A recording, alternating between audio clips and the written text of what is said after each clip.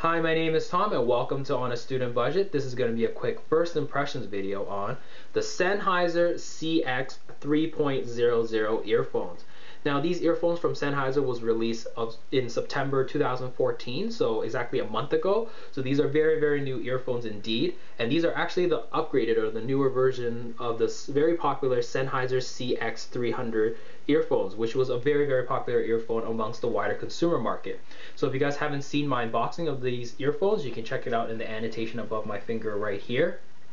And I just like to correct something that I said in the unboxing video, which was regarding the cable, where I said the cable was flat. Well, the cable is not necessarily flat. The cable is more like an elliptical shape. So it's more similar to the Samsung earphones that you get from your Samsung Galaxy smartphones rather than the Beats Beats Tour earphones, which was more flat and ribbon-like, which is like completely flat. So these have a little bit of thickness to it, and I think that actually helps in terms of its durability. That said, I think I haven't had these earphones tangle on me in the last few days of actually using it, so I'm very impressed in that regard. And I'd just like to let you know that these earphones are also a ported design. I don't know if the camera can pick this up. There is one port on each of these earpieces on the top, so that's just something to note in terms of its isolation, which it kind of lets in a little bit of noise. In terms of sound quality, I can totally understand after listening to these earphones why their predecessors, the Sennheiser CX 300s, was so popular amongst the wider consumer market, because it's been tuned in such a way that really caters to the wider consumer market, which is promising bass and plenty of that bass. And it definitely is the most prominent aspect of the entire sound spectrum.